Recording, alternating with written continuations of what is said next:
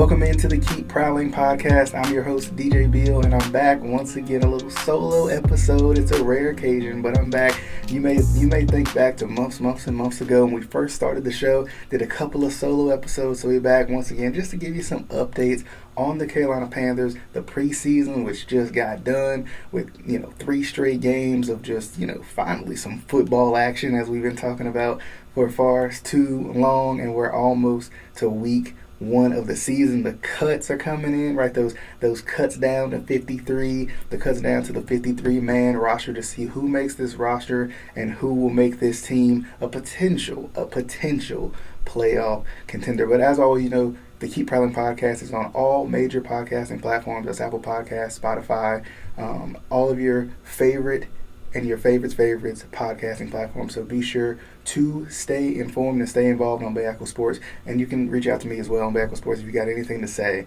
about what we're talking about today. But first things first, let's get into the cuts. First things first. So the last little bit of cuts that we got as we get closer and closer to that 53-man roster. So we got Jake Luton, the quarterback. We got the running back, Cameron Peoples, a couple of wide receivers, and Gary Jennings and CJ Saunders. Offensive tackle, Larnell Coleman, Antoine Jackson, the defensive tackle, Bumper Pool, Colin Duncan, Josh Thomas. Those are 2 safeties. Bumper Pool was a linebacker. The corner, Rajan Wright, and the kicker, Matt Wright as well. Interestingly enough, none of those I think are surprising. I think you got your quarterback room set in stone with Andy Dalton, Bryce Young, and Matt Corral. I think you feel good about those guys. I think Luton and Corral were kind of battling a little bit for that third string spot. I think the running back room, is also full as well. And the offensive line room is kind of full too. So, these don't necessarily, you're not surprised. And of course, we know about the crowded wide receiver room that we've talked about plenty of times before on this show. And when it comes down to the defensive end, I think it's the same way. I think you know exactly who you have in the guys that you have, right? I think that's the biggest thing about this, not only this preseason, but just looking at these guys trying to find a way to make a team, trying to find their little grooves inside this organization. The biggest thing I think we've seen is, the Panthers got a lot of depth right now, albeit I know when you go 0-3 in the preseason, sometimes your depth can be questioned, but it feels like the Panthers have a lot of depth when it comes down to the guys they're going to have on the field, that first 22 that they're going to have on the field, right? They have that kind of set in stone. The guys behind there, they're either really young or, they're guys that's still trying to find their way. So we'll see what happens when it comes down to the Carolina Panthers. Any surprises that you guys felt like from the roster cuts that you was like, oh my goodness, like I had no idea that they were going to cut him? Because I think one of the most surprising guys that I saw from the roster cuts might have been Cameron Peoples, because I think he was playing pretty decently. But I think because of the running back room, you got Chuba Hubbard, you got Miles Sanders, you are stacked when it comes down to the running back position. So I'm not necessarily surprised at what happened when it came to the running back room. But it's interesting. I saw an AP article, and I'm gonna read it off for you. Not the article, just the title. Right? I'm gonna let y'all go to AP if y'all want to read it. But I'm just gonna read off the title, and it's interesting when it comes down to the preseason that we just saw, because it kind of puts you in the mind frame of what were the Panthers thinking in the ways that they played this preseason. Because one of the biggest things that I saw is Bryce Young didn't play a lot. I think he played maybe a half or 2, right? He played like the first couple of series in that first game. And the crazy part about that is, here's the good part about it, right? The good part about your starting QB, your rookie starting QB, not playing nearly as much as some of the other guys in the league, is that means you feel a little bit more established with him as a starter, right? There's no we unsure, we don't know what we got in Bryce, we don't know what Bryce is going to bring to the table. No. You know exactly what Bryce Young is going to bring to the table. You know this offense has been built and tailored around him as the key kind of centerpiece, and then you've built this brick wall in front of him, around him in the offensive line, right? And then in the wide receiver room, you have put and tight ends as well, the pass catching room, right? You have put guys around him that you know can show up for him from day one. And I think that's huge. I think that's huge, and I think that's kind of what we've seen from this preseason, from the little bit that Bryce Young has played, and also from the little bit that the veteran receivers have played as well. But Coach Frank Reich said that the Panthers are at, let me say that again. Coach Frank Reich said that the Panthers are at a different stage than most teams. And the rest of the article from AP said need to play starters in the preseason, right? It's not like, because you know, especially with the injuries running rampant around the league over the past couple of years, and there's a couple teams that have been bitten hard. You look at the Ravens, you look at the Titans, teams that have been, the Niners have had some injuries too, like that have just been bitten hard specifically by the preseason and the amount and the physicality of the preseason. Bro, when I tell you that sometimes you can get a little bit squeamish when it comes down to the preseason and playing your guys, right? You want to see what this guy and that guy is going to do, but at the same time, you're sitting here thinking, wait a minute, right? You're sitting there thinking, wait a minute, because injuries are just, I mean, they can happen like that, and your season can be ruined just like that, right? And not that your season is ruined in preseason. We've seen plenty of teams with several injuries on the roster, but you just don't want to take that chance. But Frank Reich said that the Panthers are at a different stage, right, than everybody else. Meaning, like, I mean, what does that mean?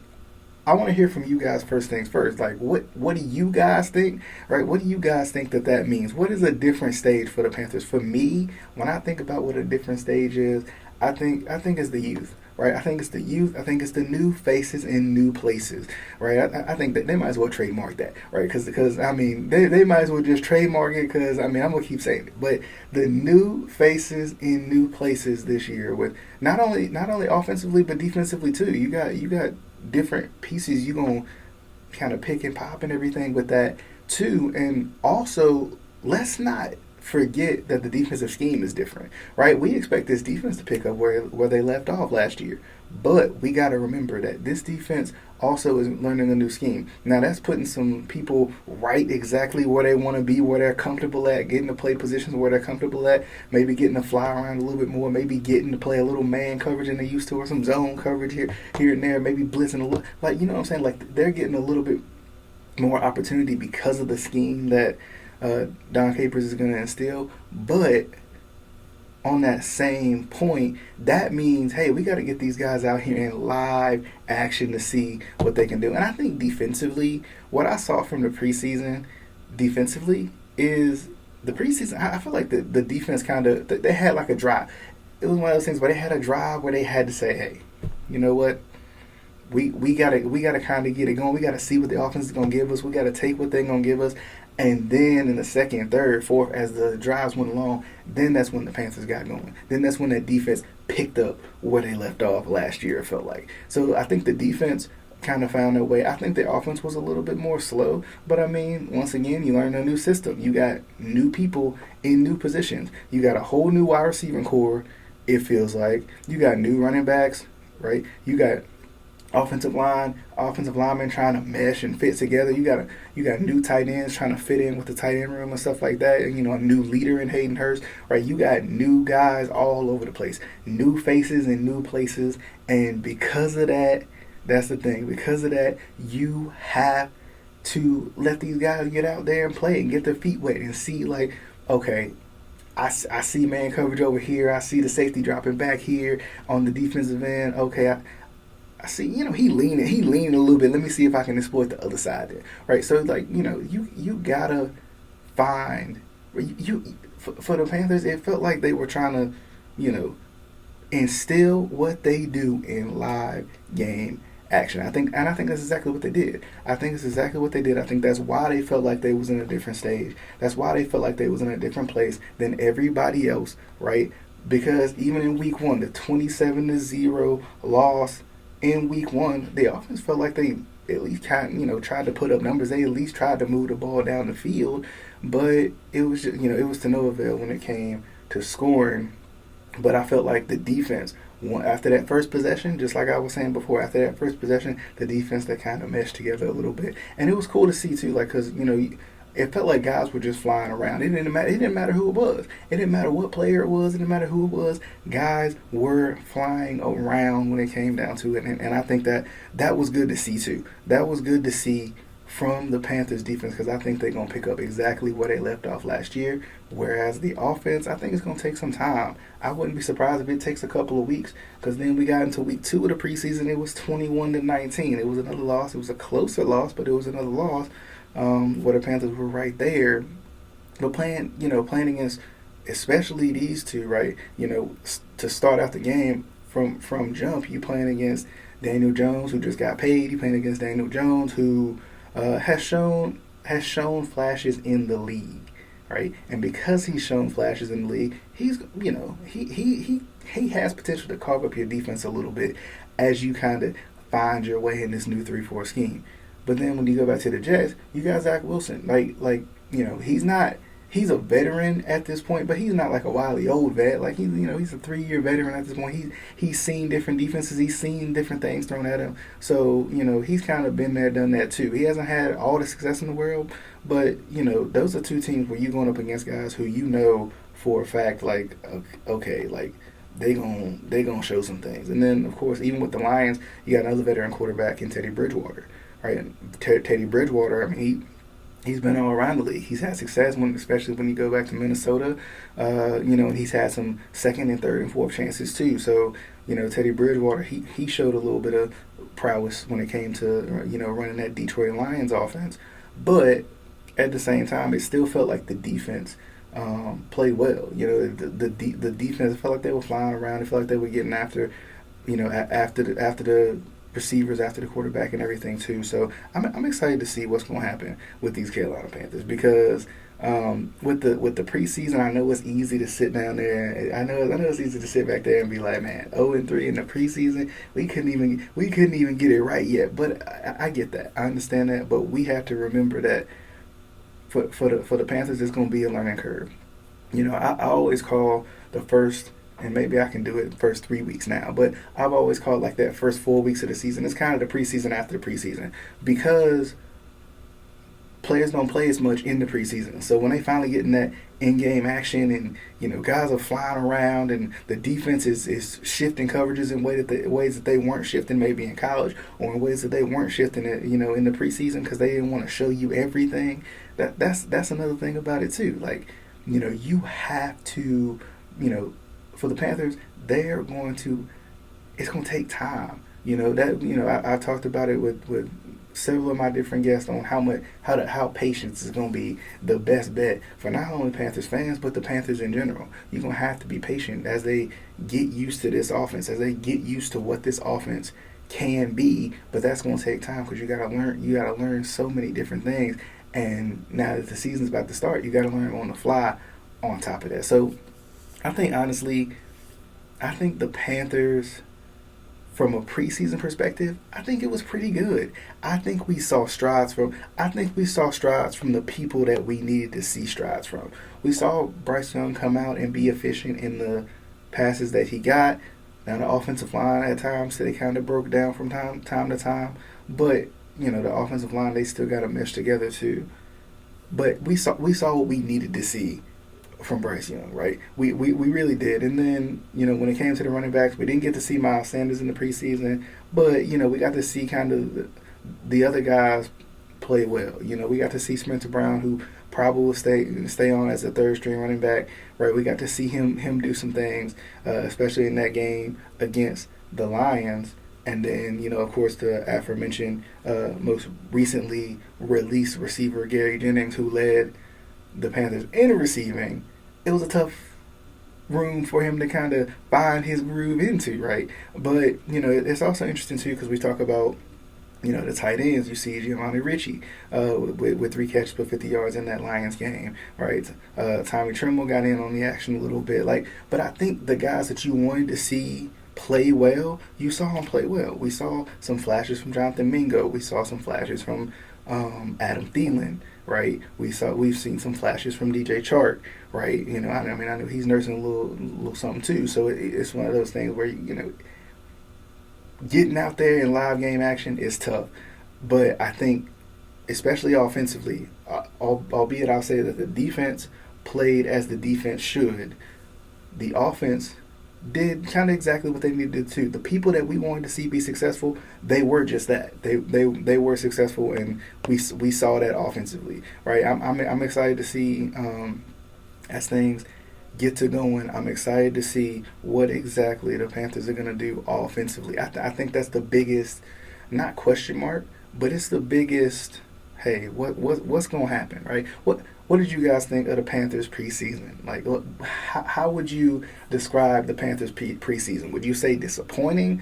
Would you say uplifting? Would you say potential? Right? Because like you know, the thing about the preseason is you only get a taste, right? You know, you don't get the whole dessert. You only get a little bit of it. You only get a little bit of it. So then, when you get ready for the regular season, then you can kind of see it in full effect.